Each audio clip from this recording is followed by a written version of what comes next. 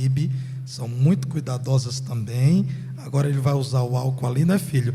E vai agora com a Bíblia dele para o culto infantil. Mara e demais irmãos, Deus abençoe grandemente vocês. Se Deus permitir, irmãos, em breve, no domingo pela manhã e na quinta-feira à noite também retomaremos o culto infantil. Falamos das promessas do Senhor com toda convicção, por isso eu quero convidar todos para abrirem a palavra de Deus em um versículo, Tiago capítulo 1, versículo 12.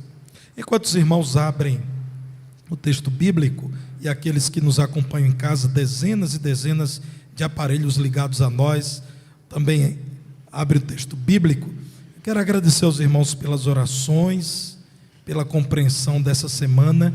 Eu de fato, irmãos, fiquei afônico, eu fiquei sem voz, segunda, terça, quarta, começou a voltar na quinta, sexta melhorou, sábado um pouco mais, hoje pela manhã com alguma dificuldade eu pude pregar a palavra de Deus.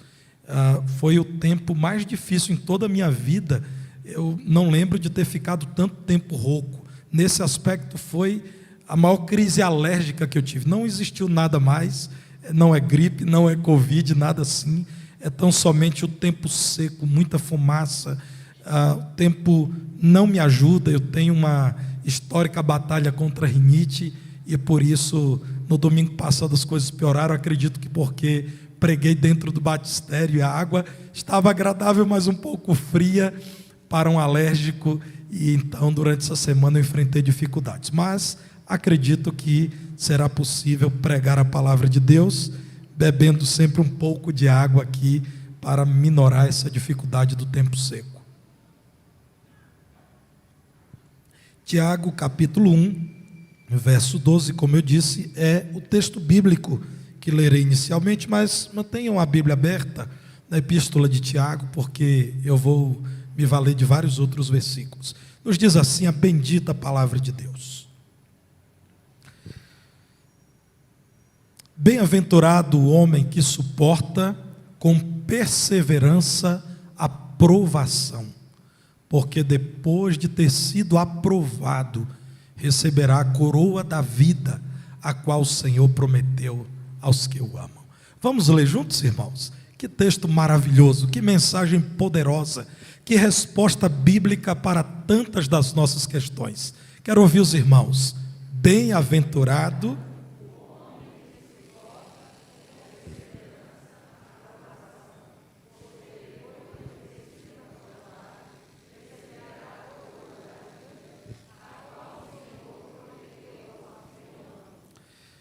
Amém. Meus irmãos, esta é uma carta universal, isto é, ela não foi endereçada inicialmente a uma pessoa ou a uma igreja local. Nós encontramos no Novo Testamento, por exemplo, Paulo escrevendo uma carta a Timóteo, mais uma carta a Timóteo, uma carta a Tito. Nós encontramos Paulo escrevendo uma carta à igreja da cidade de Corinto, mais uma carta à igreja da cidade de Corinto. Mas essa carta não, essa carta é escrita para a totalidade do povo de Deus, muito especialmente porque esse assunto tratado na carta atingia a maior parte dos cristãos. Por que essa informação é importante? Porque nós encontramos na palavra de Deus certas dificuldades sendo relatadas na vida de indivíduos em particular ou de determinadas igrejas locais. Todavia, nós encontramos aqui a palavra de Deus se dirigindo a toda a cristandade, a todos os crentes.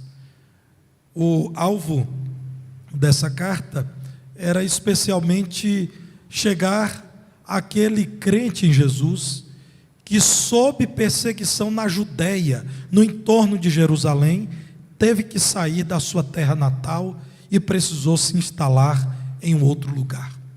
Muitos cristãos tiveram que fugir da Judéia e passaram a viver em diversas províncias do Império Romano.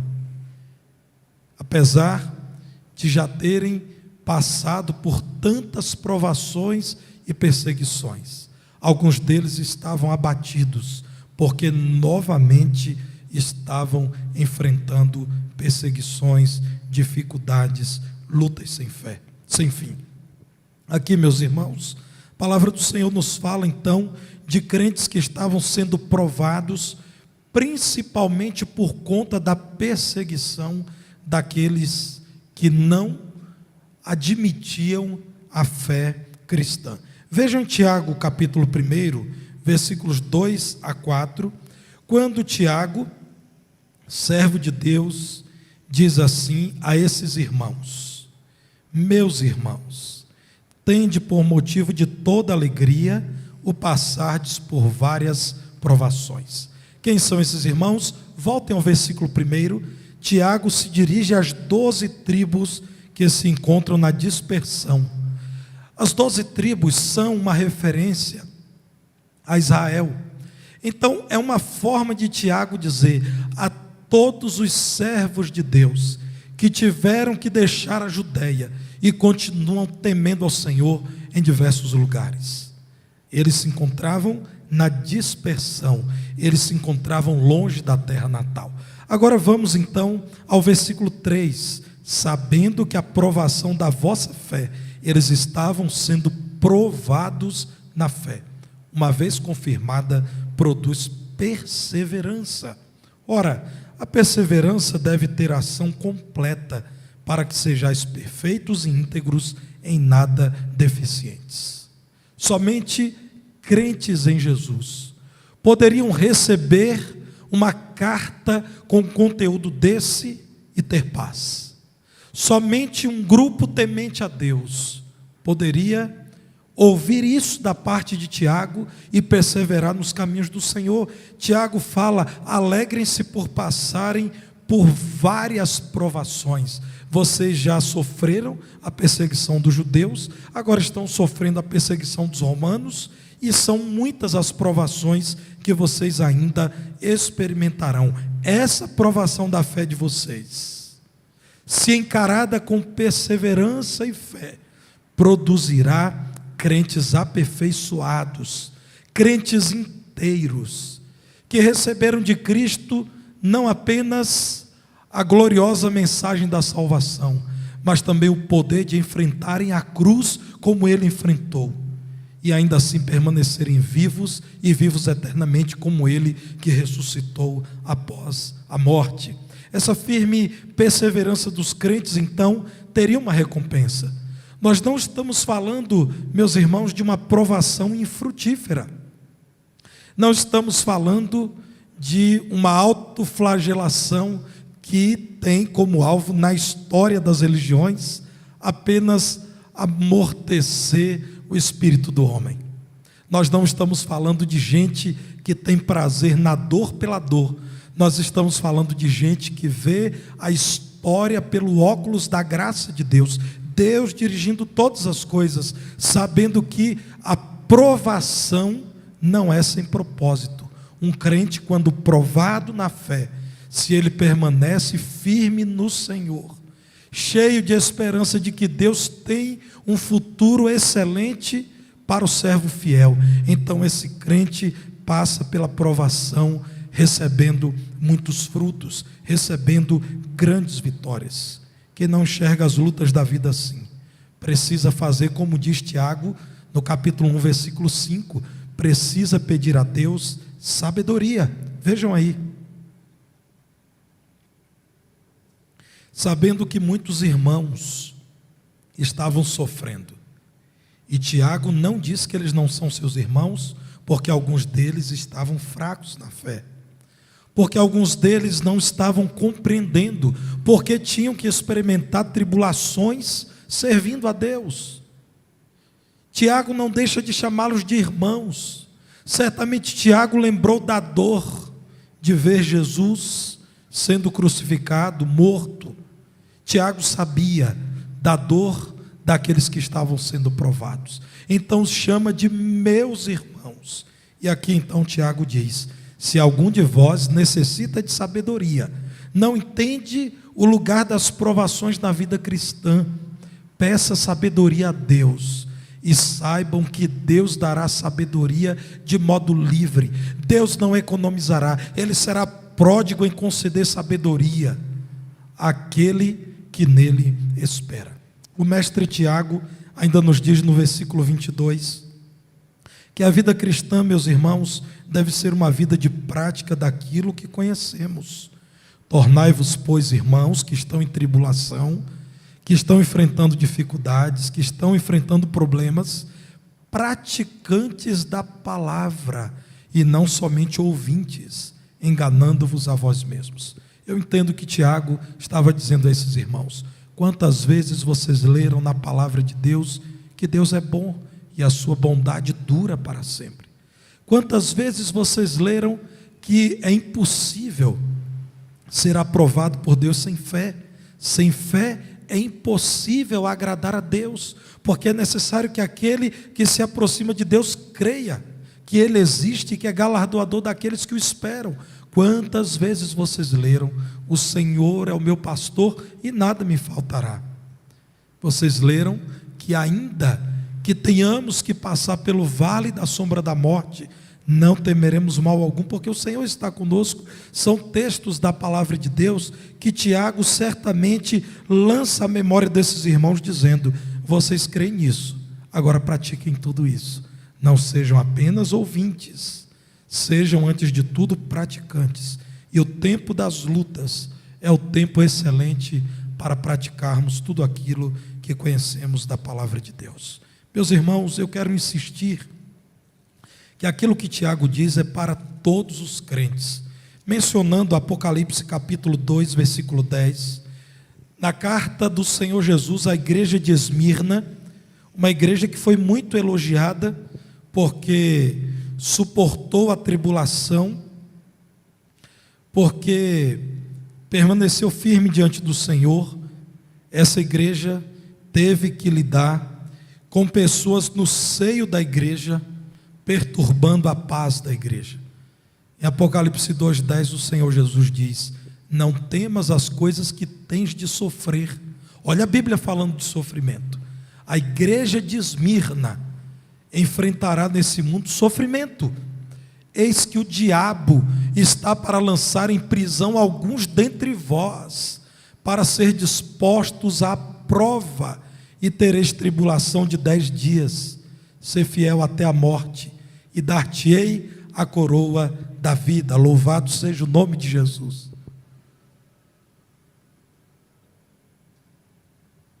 Meus irmãos, essa mensagem para nós.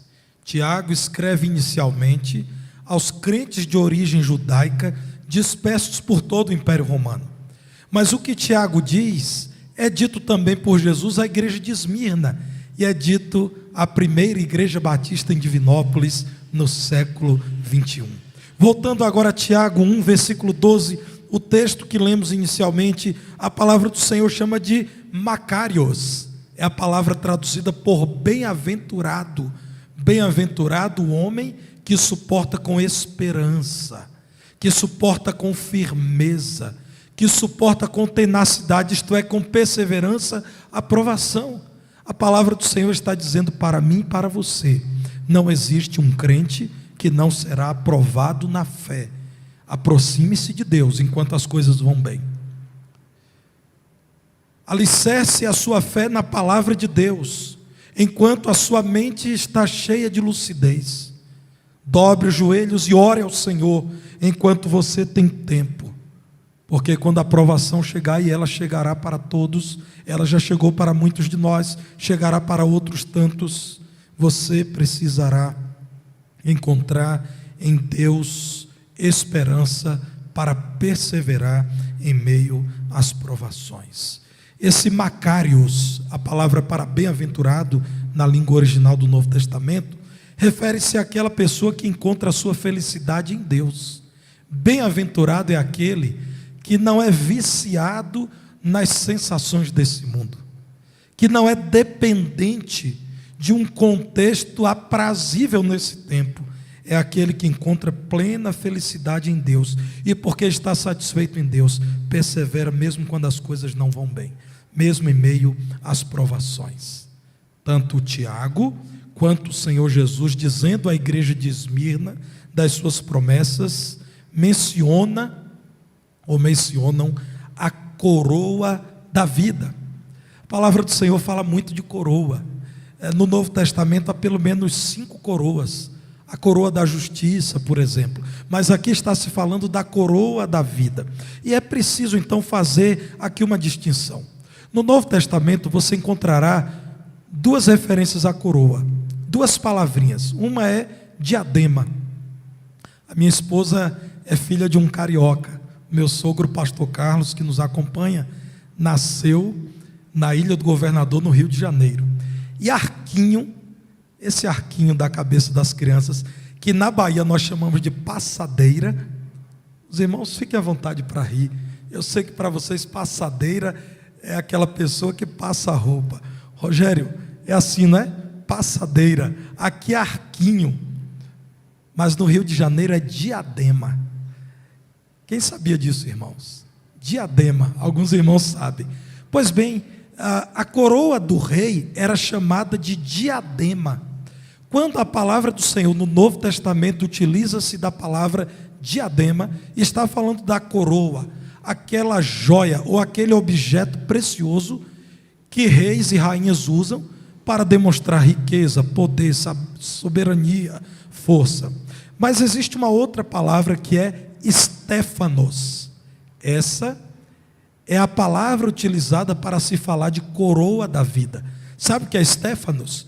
É a coroa que é dada ao desportista que vence uma competição. Ele então se esforçou, ele teve que lidar com vários obstáculos, ele teve que vencer adversários, não foi fácil, ele suou, chegou exausto à linha de chegada, venceu. Ele então recebeu Stéfanos, que é a coroa daquele que venceu as batalhas. Há reis que receberam coroas sem terem enfrentado batalha alguma, simplesmente nasceram filho ou filhos de outros reis, herdaram uma coroa sem esforço, sem terem que batalhar, sem terem que lidar com inimigos, sem terem, irmãos, que derramar sangue.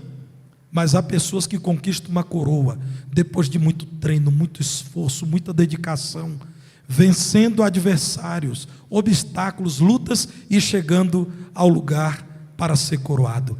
Essa é a palavra que Tiago usa e que o Senhor Jesus usa. Stéfanos, a coroa de quem nesse mundo teve que lidar com muitas provações, teve que vencer o inimigo, o adversário, mas para a glória de Deus e no poder do nome de Jesus, chegou ao final e foi coroado, e a palavra de Deus chama de coroa da vida.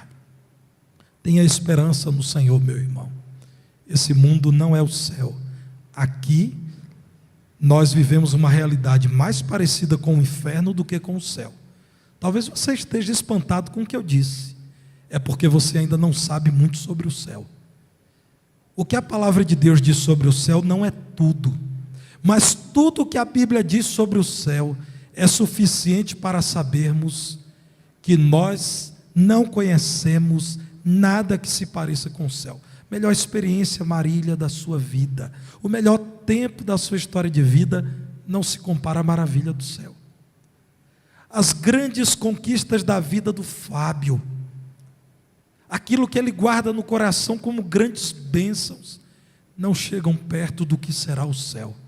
Esse mundo, quando pensamos no céu, se parece mais com o inferno, irmãos.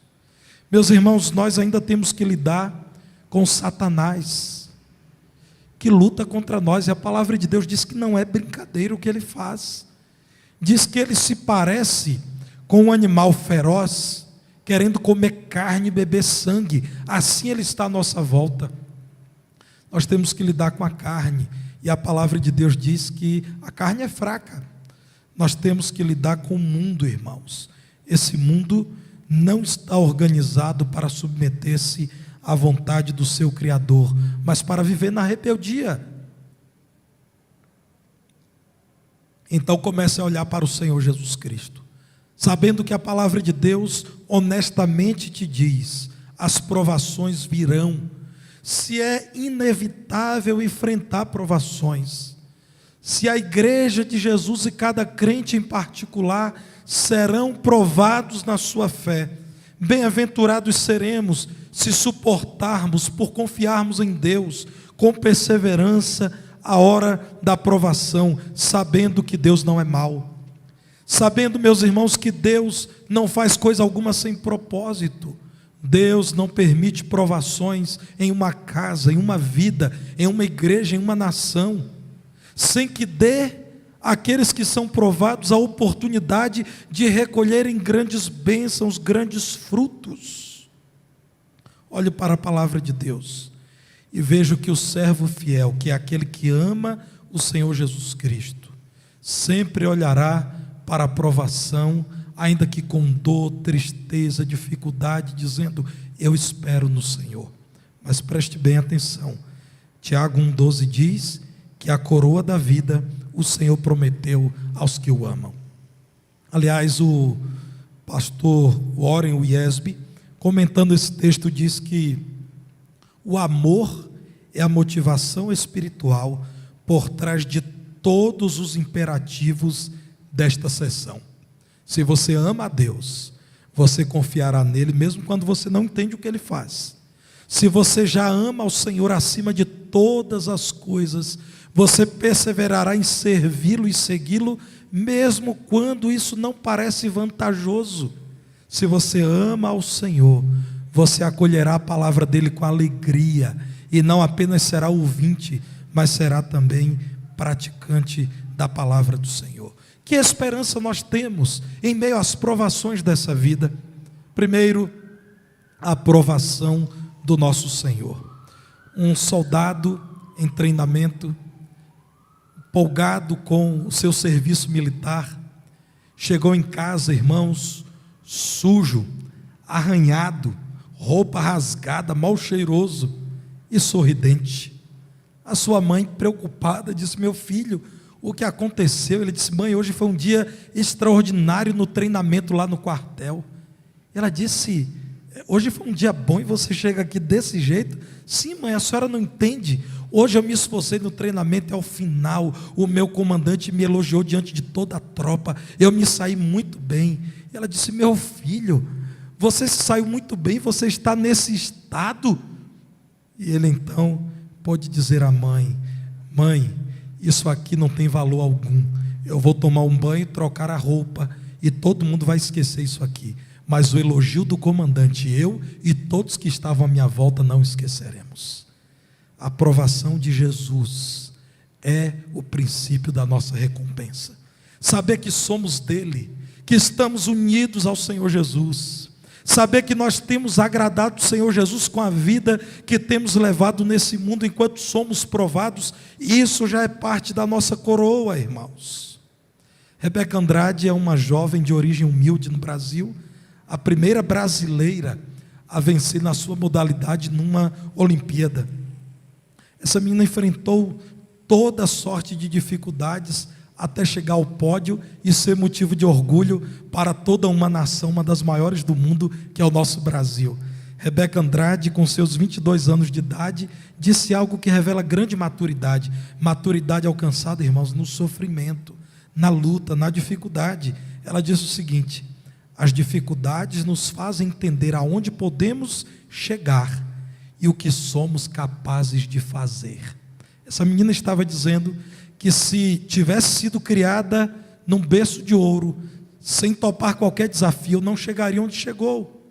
As dificuldades me permitiram saber onde eu poderia chegar, porque eu fui desafiada, eu fui provada, eu fui testada, mas também eu fui capaz de fazer aquilo que eu fiz. Espere em Deus fielmente, continue servindo ao Senhor com fidelidade. Ser aprovado pelo Senhor Jesus Cristo é uma grande experiência, e chegará o dia em que isso Ele fará diante de todos, naquele dia do juízo final, quando todos estaremos diante dEle, e ouviremos do Senhor que nós recebemos a coroa da justiça. Ser fiel até a morte, e dar-te-ei a coroa da vida, a coroa da vida eterna. Continue servindo ao Senhor com fidelidade, como nos diz Tiago, e uma parte da sua recompensa é poder testemunhar do seu amor pelo Senhor Jesus. Tiago diz: irmãos, perseverem em meio à provação, porque depois de terem sido aprovados, ficará muito claro que vocês amam o Senhor Jesus. Que bênção, irmãos, podermos glorificar o nome de Jesus aqui nesse mundo, quando um crente enfrenta uma enfermidade difícil. Não sei se você já enfrentou, eu já tive que lidar com um diagnóstico de câncer.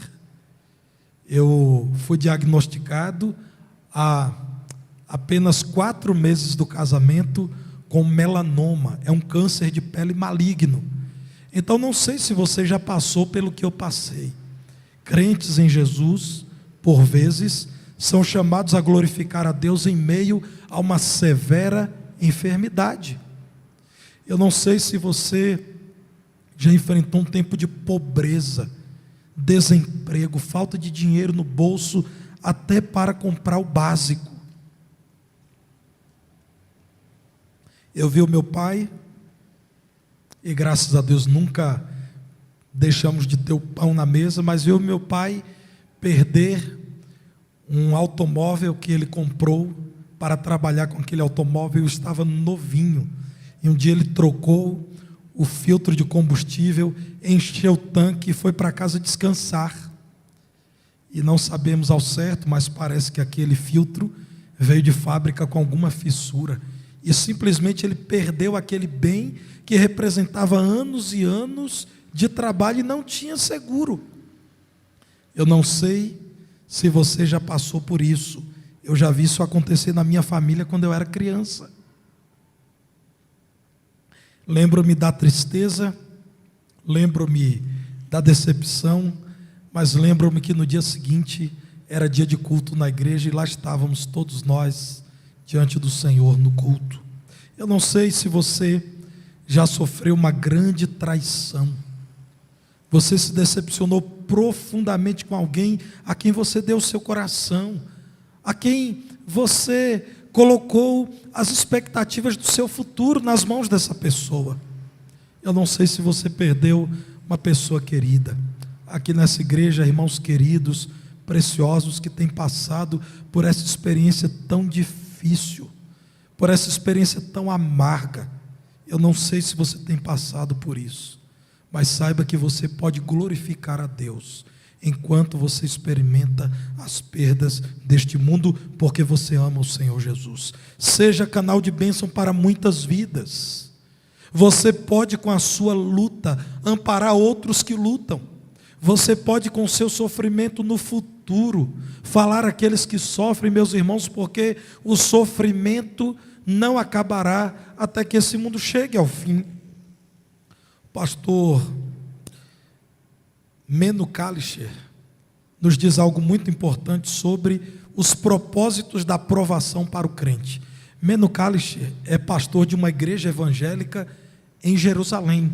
Lá em Jerusalém, onde há toda aquela disputa religiosa entre diversos grupos cristãos, judeus, muçulmanos, enfim, existem igrejas evangélicas, irmãos nossos. E eu pude participar de uma conferência com o pastor de uma dessas igrejas evangélicas de Jerusalém, pastor Meno Kalischer, e ele escreveu um livro comentando a epístola a Tiago. Então ele diz: irmãos, pela palavra de Deus, aqui revelada a Tiago, nós entendemos que há 5 propósitos para aprovação na vida do crente. Primeiro, testar a fé do crente. Sabe, irmão Vicente, quando a gente trocava o carburador do carro, no passado, né? Hoje tudo é injeção eletrônica, e era hora de fazer o teste, né? Aquele momento, irmãos, da troca do carburador até chegar na ignição, era um momento de agonia, não é, irmão Carlos? Será que vai? E aí, André, eu lembro do meu pai até assoprando no carburador, e a expectativa é: será que vai dar certo? Tem que testar, bate na chave. E meus irmãos, para o crente em Jesus, a aprovação testa a fé. a qualidade da sua fé, o seu amor por Jesus, se você é capaz de seguir e servir a Jesus, mesmo quando você não entende, mesmo quando você não compreende o que está acontecendo. Meno Kalischer diz que a provação vem para separar incrédulos de crentes. Olha, meus irmãos, eu não estou dizendo que um crente que lamenta, que um crente confuso, que um crente entristecido não é crente. Eu não faria isso. Mas eu estou dizendo que pela palavra de Deus, depois do tempo de luto, de dor, de tristeza, de aperto, o crente em Jesus acaba superando. O incrédulo não. O incrédulo jamais supera. Às vezes blasfema, às vezes rasga a Bíblia, às vezes cai no mundão e diz: já que Deus não me ouviu e não fez o que eu queria, eu agora vou fazer o que eu quero da minha vida, e se afunda no pecado, porque na verdade não é um salvo, não foi regenerado, não recebeu o Espírito Santo. Um crente confuso, um crente triste, um crente em aperto, um crente em crise, ele não corre para o pecado, ele fica amuado no canto, às vezes paralisado, mas jogado na sarjeta do pecado, nos braços do diabo jamais. A provação separa incrédulos de crentes. Em nosso Brasil, desde o início dos anos 90, nós temos visto que muita gente se identifica como evangélico, irmãos, na folia. Um dia está gravando música evangélica, aí não tem público, no outro dia você procura saber, já está gravando um funk imoral. Irmãos, a provação vem para separar crentes de incrédulos. Há muitos incrédulos se dizendo crentes. Há muita gente que jamais entregou a vida ao Senhor Jesus, dizendo que crê em Jesus, que confia em Jesus, que ama Jesus. A provação vem para separar joio do trigo, escória de ouro. Vem para separar quem é do Senhor e quem apenas está em meio ao povo do Senhor, mas não é do povo do Senhor de verdade. Meno Kalischer diz que a provação vem para nos aproximar mais do Senhor Jesus e nos afastar daquilo que não é santo. Se eu estou em crise, eu preciso mais de Jesus. Se eu estou em aperto, eu preciso mais de Jesus. Se eu não sei o que fazer, eu preciso mais de comunhão com Jesus. Se eu estou enganado, eu preciso mais ouvir a voz do Espírito de Deus, que fala à igreja de Jesus. Então a provação vem para aproximar o crente de Jesus. E meus irmãos, há muitos crentes que precisam disso, e eu não estou me excluindo dessa lista. Deus vê quando em momentos da vida de um crente, ele está confortável demais com as coisas desse mundo, amiguinho demais desse mundo. Como dizem os adolescentes, ele está dizendo para o mundo BFF, né? Dando um coraçãozinho assim para o mundo. E o Senhor então sacode, dizendo: você pertence ao que, meu filho? Você pertence ao mundo ou ao céu? Você é daqui ou você é da vida eterna? O propósito da provação, irmãos, é fazer o crente desejar o céu. Isso não é fuga. Entre os crentes evangélicos não é comum ouvirmos falar de suicídio. Nós valorizamos a vida, nós amamos a vida que Deus nos deu. Mas, irmãos, não dá para amar tanto essa vida a ponto de não desejar o céu. Há muito crente que está precisando amar o céu, orar mais vezes dizendo: Maranata, volta logo, Senhor. Há crentes que são provados para que eles desistam de pôr o coração nesse mundo e comecem a desejar o céu, a vida eterna com o Senhor Jesus Cristo. Meus irmãos, há crentes que já nem pensam mais na volta do Senhor Jesus e cada vez mais se aproxima a vinda do Senhor Jesus a esse mundo. Há crentes que estão vivendo talvez como quem diz assim: Senhor, eu tenho tantos projetos ainda para pôr em prática, atrasa um pouquinho a sua vinda. E Jesus diz o contrário. De algum modo Jesus diz: olha, preguem o evangelho para que eu volte logo. Mas há crentes que não pregam e até ficam pensando: e se Jesus voltar antes da minha aposentadoria? Trabalhei tanto. E se Jesus voltar antes que eu case? E se Jesus voltar antes que eu seja aprovado no concurso? Anos e anos nessa vida de concurseiro. Se você algum dia já pensou assim, você não faz ideia da maravilha que é o céu. Você precisa rapidamente olhar para o céu, para a coroa da vida que está reservada àqueles que amam o Senhor Jesus. Meno Kalischer diz finalmente que as provações servem de exemplo para outros que estão sofrendo. Tiago diz isso. Há crentes sofrendo em todo o mundo, mas quando eles olham para vocês e veem que vocês estão firmes, eles também ficam firmes. Irmãos, há muita gente olhando para nós. Há muita gente que nos segue em redes sociais e sabe que nós somos crentes. E eles veem quando nós compartilhamos a fé em Jesus. Há muitos vizinhos que nos veem saindo com uma Bíblia para o culto. Há muita gente a quem damos carona e ouve o hino cristão no som do carro. E eles estão esperando para saber se nós somos crentes na hora da dor, na hora da provação. A provação serve de exemplo para muita gente que está sofrendo também. Então, dê testemunho de amor por Jesus em meio às provações, e seja assim canal de bênção para muitas vidas que inclusive estão sofrendo muito nesse tempo. Relacione-se com Deus por amor, porque você é pecador. Mas se você não conhece a Bíblia, você dirá: eu sou tão bom, eu sou tão justo, eu sou uma pessoa tão especial, eu não mereço sofrer. Se você olha para a Bíblia, você verá que todos pecaram, inclusive você. Você verá que os seus pecados te tornam condenado diante de Deus. Você verá que tantas vezes, conhecendo a palavra de Deus, ainda assim você peca. Você verá que mesmo conhecendo a Cristo, tantas vezes você age como um homem carnal, como uma mulher impura, mundana. Então abandone essa ideia. Ame ao Senhor Jesus mais do que você ama a si mesmo. Sem amor, você não conseguirá prosseguir na vida cristã, perseverando em meio às provações e esperando em Cristo até que receba a coroa da vida. Eu ainda olho para esse texto e vejo que a nossa esperança está na vida eterna. Por favor, irmãos, abram a palavra de Deus em 1 de João, capítulo 2, verso 25. Vejam o que está escrito.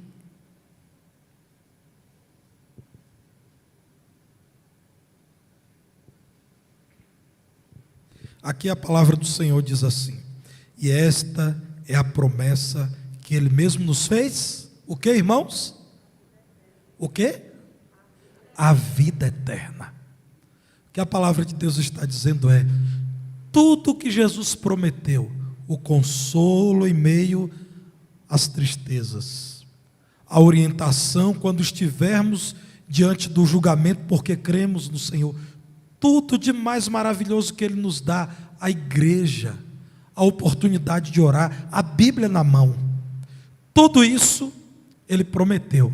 Mas existe uma promessa por excelência, uma promessa que tem efeitos eternos, a maior de todas que Ele nos fez, a vida eterna. É o fim da vida cristã, é o alvo da vida cristã. Quando Tiago diz, depois de ter sido aprovado, você viveu nesse mundo, creu em Jesus e o serviu fielmente, e não voltou atrás da sua decisão por amá-lo, e você foi fiel até o fim.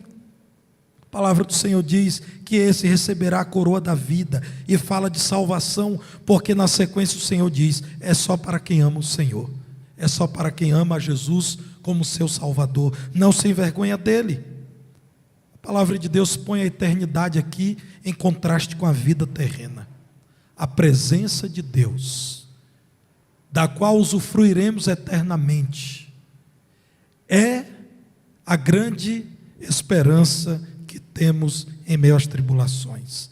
Isaías capítulo 64, no verso 4 diz: desde a antiguidade, desde tempos antigos, nunca se viu, nunca se ouviu falar um Deus como o Deus de vocês.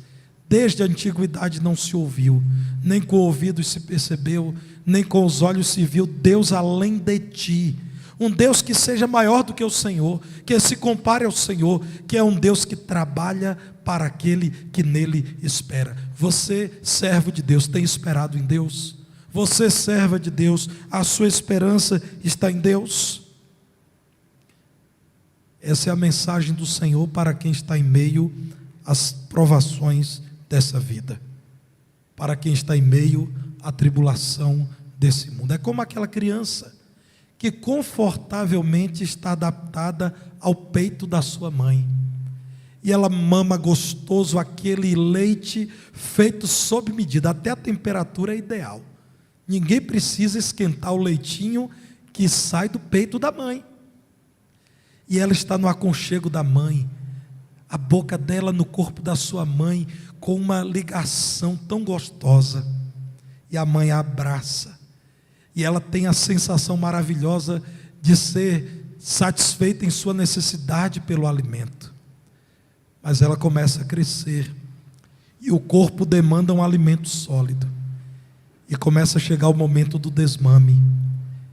E agora, nem sempre a mãe dá o peito, às vezes dá a papinha, às vezes dá o suquinho, e a mamadeira não tem a mesma consistência da pele gostosa da sua mãe.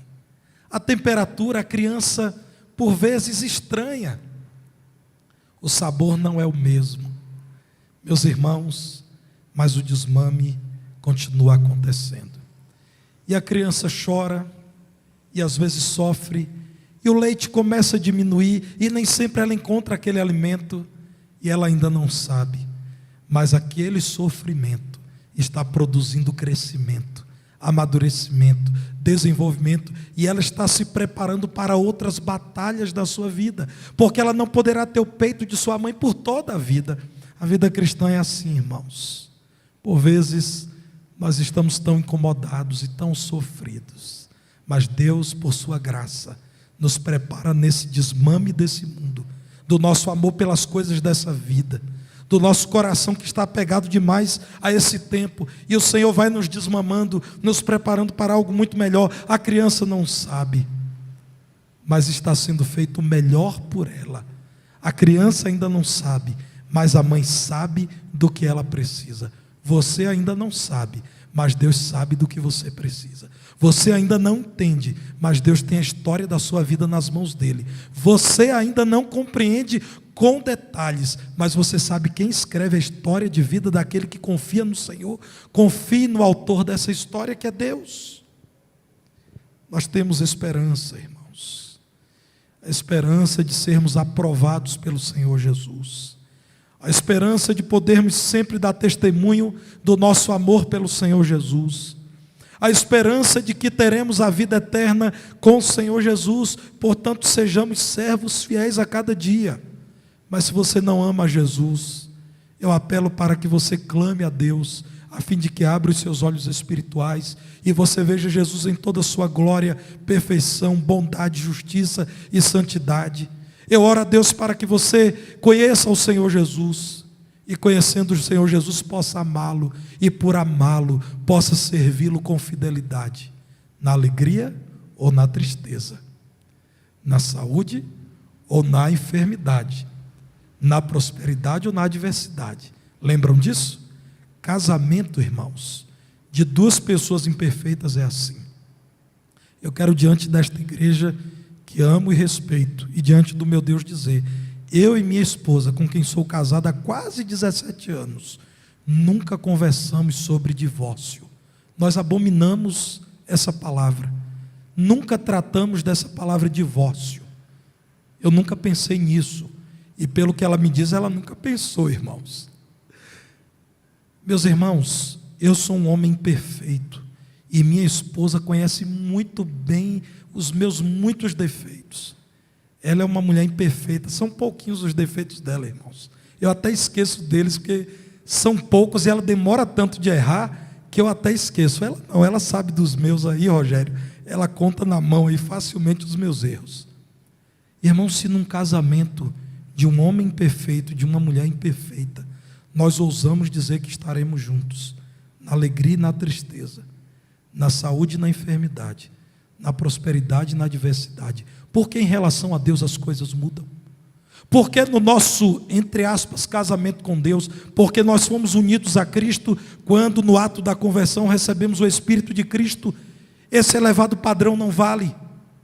Eu só vou servir ao Senhor no momento da felicidade, da oração respondida, da bênção alcançada, da alegria dessa vida, não. Eu insto você, querido irmão, querida irmã, pela fé, a continuar amando o Senhor Jesus em meio às provações e tendo a esperança de que os grandes frutos virão. De todos esses frutos, o mais maravilhoso é aquele que Tiago menciona: a coroa da vida, aqueles que amam o Senhor Jesus. É o que ele prometeu. Louvado seja o nome dele. Nós vamos cantar o hino Quanto nos ama Jesus. E o apelo hoje é o seguinte: você não precisa levantar a mão, não precisa vir à frente, é aí no seu coração, entre você e o Senhor Jesus.